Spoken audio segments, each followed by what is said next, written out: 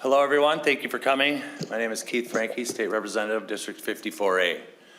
We're here today to bring attention to the House File 2366 that was shoved into the Commerce Omnibus Bill after deadlines, and the potential harm that it will bring to all of our local charities who use charitable gambling as a revenue source.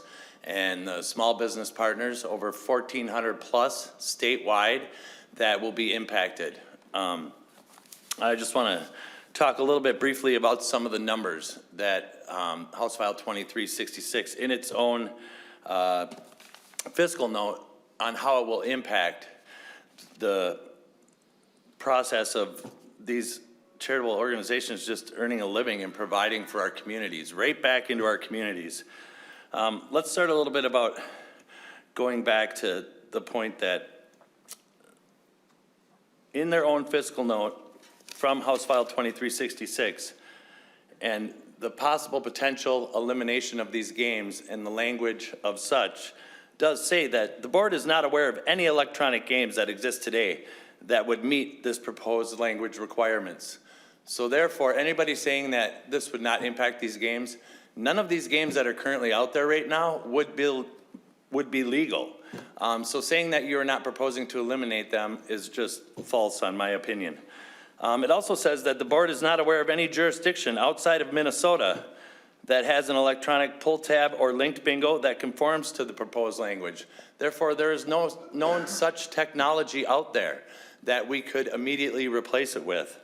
It just goes on to say that the fiscal impact to our communities, which just blows my mind sometimes when I think about how this legislation was kind of shoved in after deadlines and the impact that it's going to have statewide, once again, on these charitable organizations. It's mind-boggling how we could not follow the process. The available funds that the charitable organizations give back to our communities, that go right back into all of our communities. Every member, every senator, every organization that works hard to provide for their communities is estimated at $33 million annually. That's the money that goes right back into the community. That doesn't even include the costs, the jobs, the overhead, the taxation that we use for the stadium fund and other things. Local wages that would be lost. The amount of jobs is estimated to be $35.75 million annually in jobs right now in this economy. And most of these people that are doing this on a part-time basis to supplement their income, which that harm just once again blows my mind. The impact to our small business partners, our local bars and restaurants, which right now coming out of this pandemic, they're all struggling. And through our limited capacity, right now, this supplemental income has helped keep a lot of these small businesses afloat, has helped them to pay their employees and pay their bills. That impact is estimated to be $29.25 million annually. And for the people who distribute the games and make the games, $12.6 annually. Now, that's just the impact to the revenue to the organizations. Once again, that doesn't even talk about the tax liability that we're potentially losing. Now, we have some people here with us today. I want to thank the members that are here, Senator Kiffmeyer, Senator Howe, Representative Juergens, and my good friend Senator Housley here supporting. And I'm going to introduce them. They're going to have some words. We also have a few organizations with us, and then we'll let them speak. And then after that, we'll be available for questions. Sound good? Thank you. Senator Housley. Representative Franke is very passionate about this, as he should be. This is Senator Karin Housley, and this is the #1 issue that I'm getting emails on because it affects a lot of people. Our bars and restaurants, our locally family-owned bars and restaurants, have had a really, really rough year. And taking away their electronic pull tabs is like kicking them when they're down. It's absolutely wrong, especially the way it was done and just slipped in the conference committee at the very end. It affects so many people, especially the charitable organizations that benefit from them. As Representative Franke said, $33 million goes back out into the community. That pays for underprivileged kids who can't afford youth sports. It pays for their fees, it pays for their equipment. It goes to the local food shelves. It goes to police and fire organizations, lake conservation associations, field trip money for kids who can't afford it, Beds for North in Minneapolis, high school hockey associations, both boys and girls, and the list goes on and on. It's absolutely the wrong time to be having this conversation. And these bars and restaurants aren't competing with the casinos. They don't want to be in the business of a casino. This is just an add-on that they offer to their clients, just like a pool table or a television. It's just something people like to do when they come in. It's the same thing as the paper pull tabs. It's just on a tablet. That's the only thing that's different. It's not a slot machine. They're not competing with any casinos around the state. And not to mention all of the jobs. There are people that these bars and restaurants employ. There must be at least 2,000 of them around the state that actually sit in these establishments and sell them. Oh, those jobs would all be gone. So this is not the time to be having the conversation about taking away e-pull tabs. Do not kick our small bars and restaurants when they're down. Please support e-pull tabs in our bars and restaurants. Thanks. And I'm going to kick it over to Senator Mary Kiffmeyer.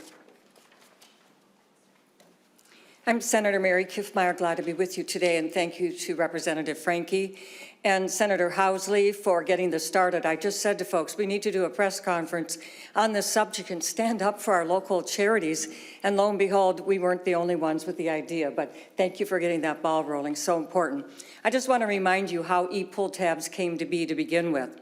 So way back when the stadium was being built, this was part of the negotiation, e-pull tabs. Our locals had paper pull tabs. They were happy with it. People liked it. They were doing well. This got put on them. Then they struggled and worked really hard through that time. They took care of that.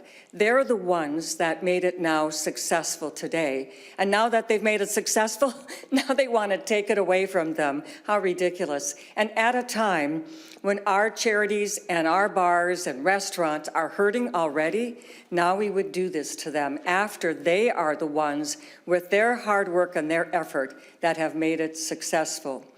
In addition, our administrative law judge here in Minnesota has already ruled twice in favor of our local charities keeping the e-pull tabs. Twice they have. So now they're coming to the legislature.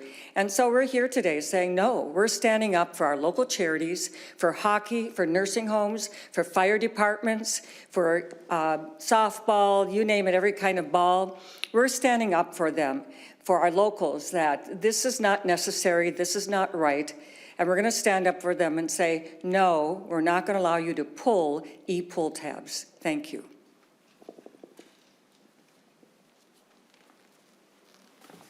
Thank you, everyone.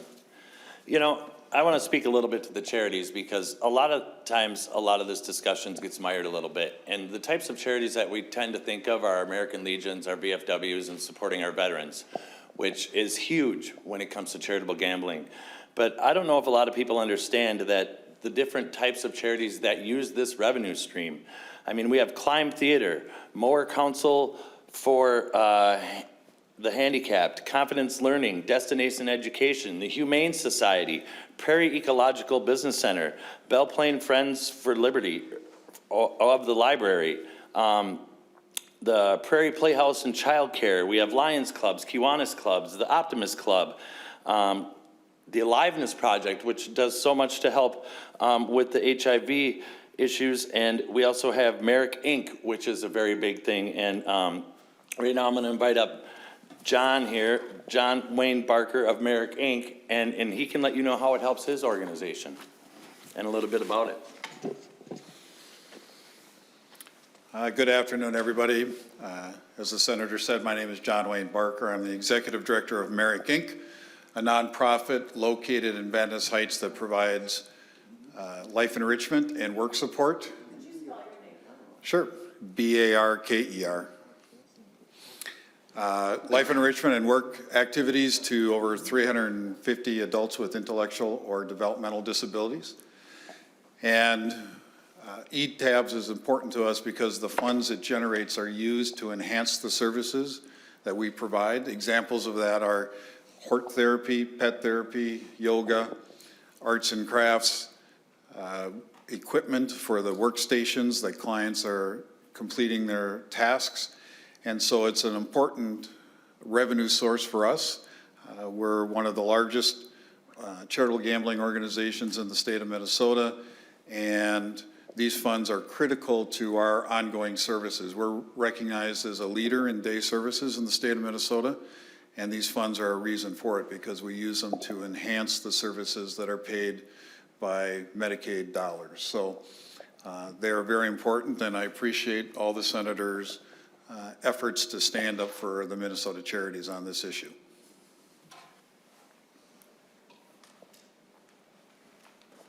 Thank you, John. And now I have with me Craig Kittelson from my local Legion Post 98, and he'd like to say a few words on behalf of our Legions and VFWs and how it affects them.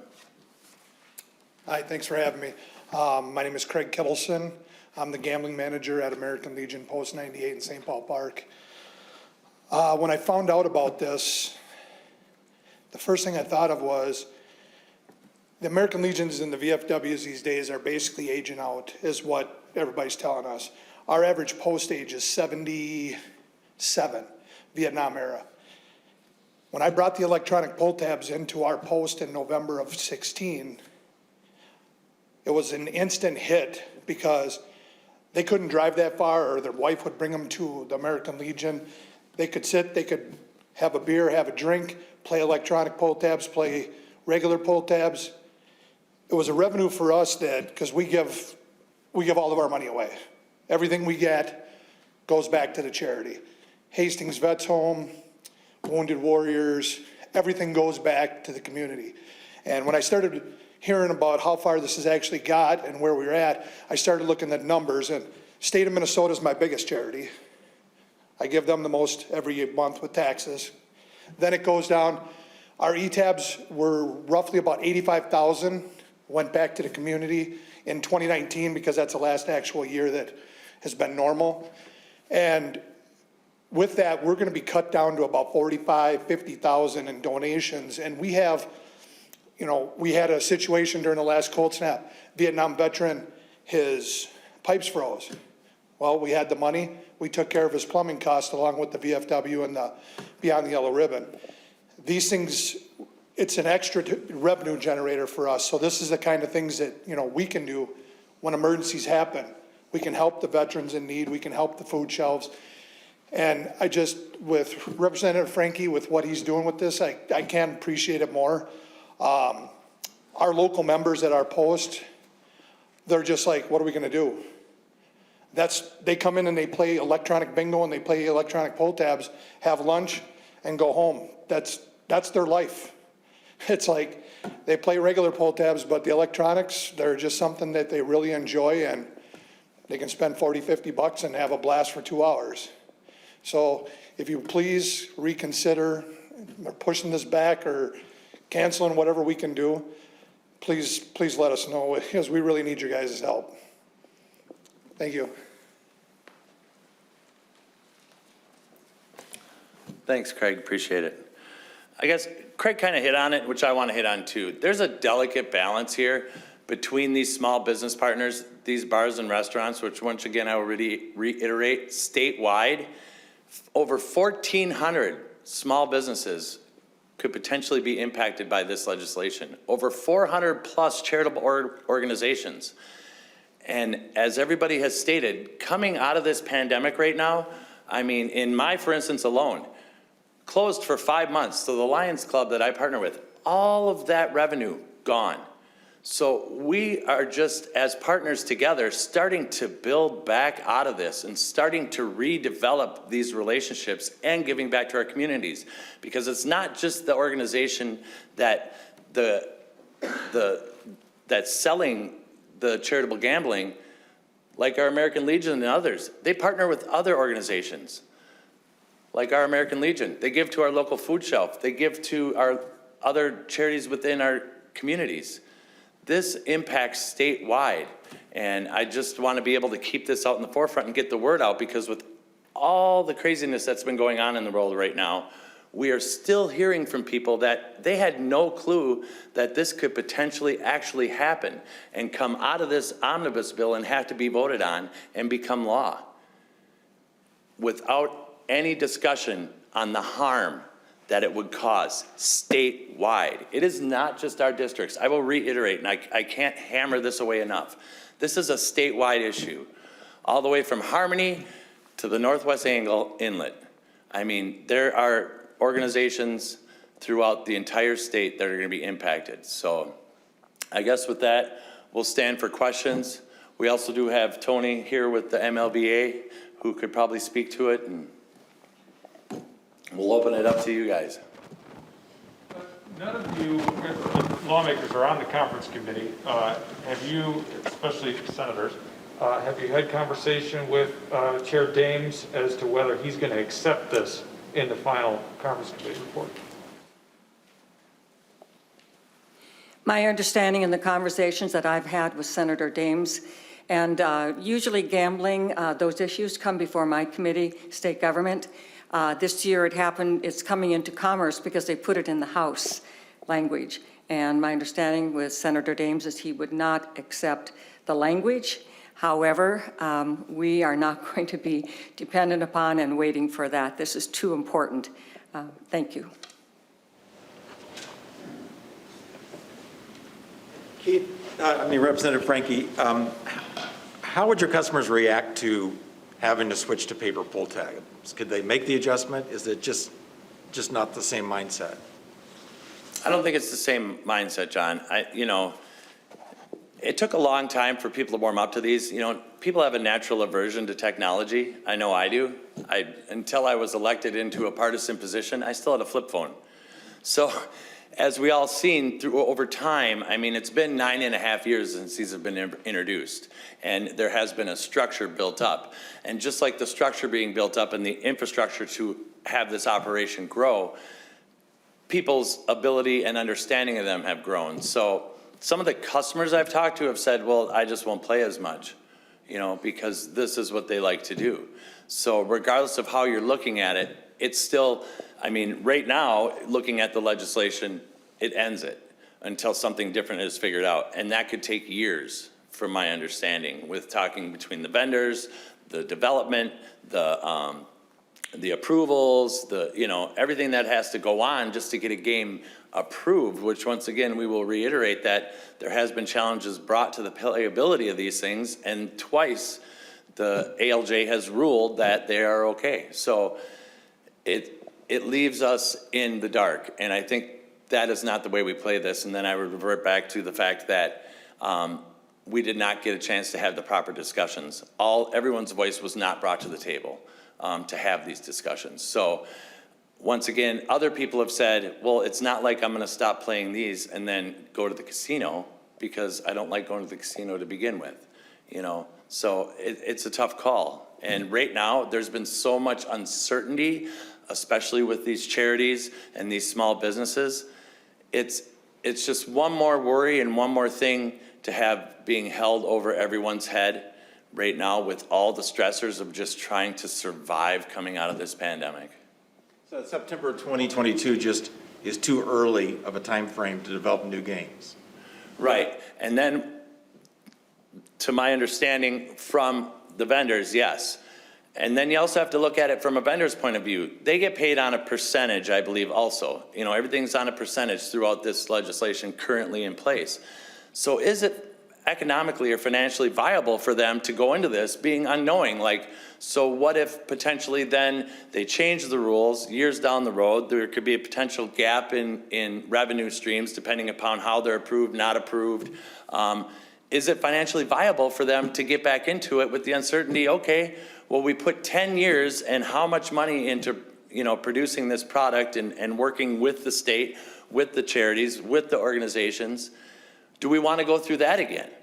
To have it potentially work back up into something and then have the rug pulled out from under you because somebody else decides you're making too much money? Thanks.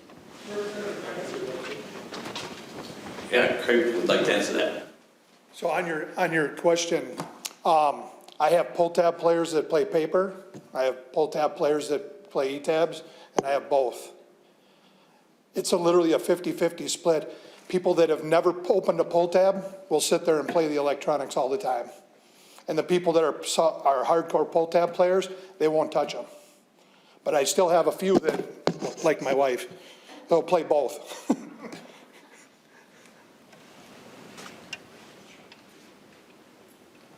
I'm Tony Chesak. I'm the Executive Director of the Minnesota Licensed Beverage Association, CHESAK. I represent bars, restaurants, and liquor stores across the state of Minnesota, and back in 2012, the initial run at this bill to create electronic pull tabs was not necessarily a stadium funding bill. It was a bill to take paper and turn it into an electronic format because technology was changing. Given the last 14 months of our industry being hit with 40% plus losses, the E-tabs and paper pull tabs, to the extent, has been a bit of a lifeline for our businesses as well. My question through this process is, why now? We've been having this for almost 9 years, and why now is this being magnified? We keep being told as an industry that it's no fault of the bar owner, no fault of the charity, that these games are deemed to be illegal come September 6th of 2022. If it's no fault of our own, then why are we being penalized for it? If they weren't vetted properly, why are we the folks that are being penalized for it? At a time when keeping our nose at the waterline is status quo at best for our industry, the timing is poor. Will September 6th be better? No. I mean, we've got places 40 plus percentage points down. It's going to take these people 2 plus to 3 years to recover from this, from the shutdowns, the mandates, and the restrictions. We're hopeful that tomorrow's announcement by the governor will be fruitful. We're hoping that that announcement will allow folks to get back into somewhat normalcy. But we're still way below par levels right now. So bad timing. Whether or not it was vetted properly or not, our folks, our charities, our bars, and if there's one common thread through this process, is the charities that have these electronic and paper pull tab gaming forms all go through bars and restaurants. And some liquor stores to a lesser extent. But licensed establishments are the draw for getting these people in to play these games. So you get rid of patronage, you get rid of people coming in to sponsor and help with the local charities. And so with limited capacities, it's just difficult for our industry to rebound. And this is just one more kick in the pants, as Senator Housley said, while we're down. So thank you. Representative Franke, do you have electronic pull tabs at your bar? Yes, I do.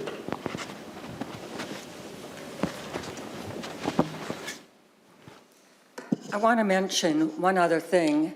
That is that the reduction in revenues would also occur to the Viking Stadium reserve account. There will be a significant reduction. And while maybe some say the e-pull tabs weren't started for that, it is a very important revenue stream to the Viking Stadium. In addition, there are backup fees that if there is not enough revenue, seat licenses and other suite licenses and other, I think 2 major fees are triggered if those revenues are not sufficient.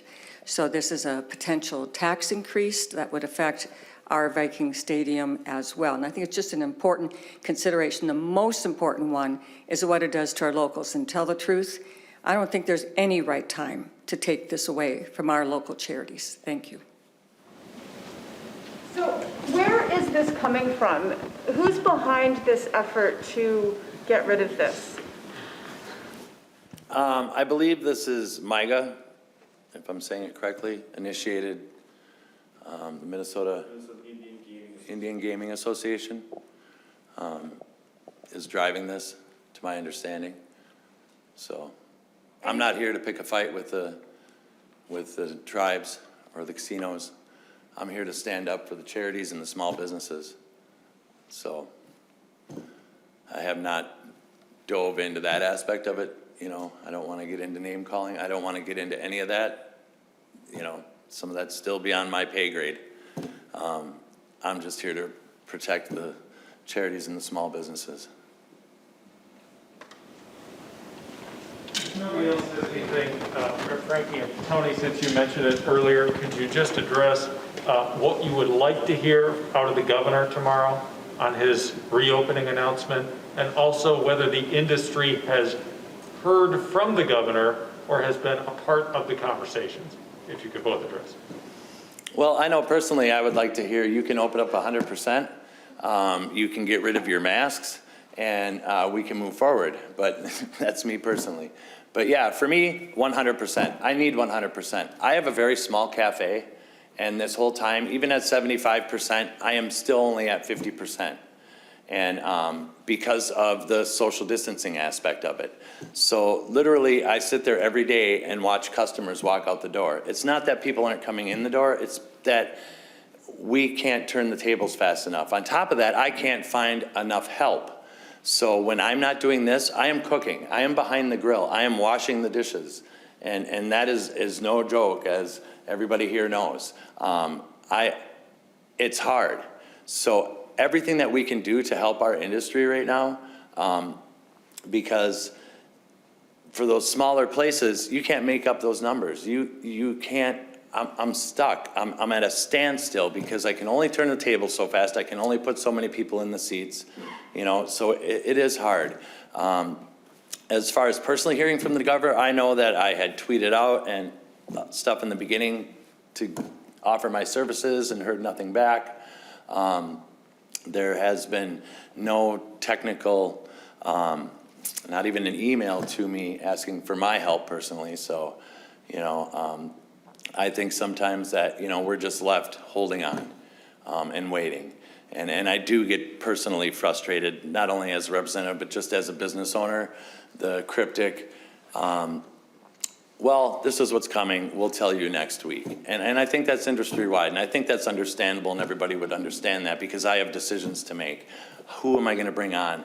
I remember during the second shutdown, each shutdown, you know, you have to put your orders in, you have to make sure your staff are scheduled. And I remember I put my order in for like just over a $3,000 order, and then 3 days later I had to shut down, but I had to accept that food, and then there it sat, and then all my perishables I had to throw away.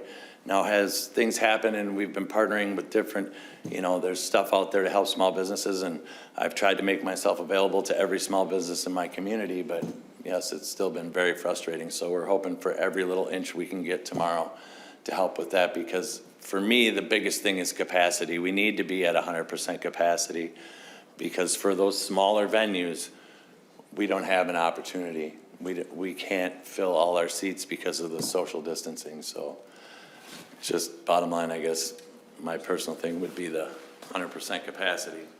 I would echo, yeah, we have been part of the conversation. My association, other trade associations have had thoughtful discussions with the Office of Deed, the Governor's Office, Department of Health, Revenue, Labor and Industry since the end of, well, probably the first part of April of 2020, giving our input.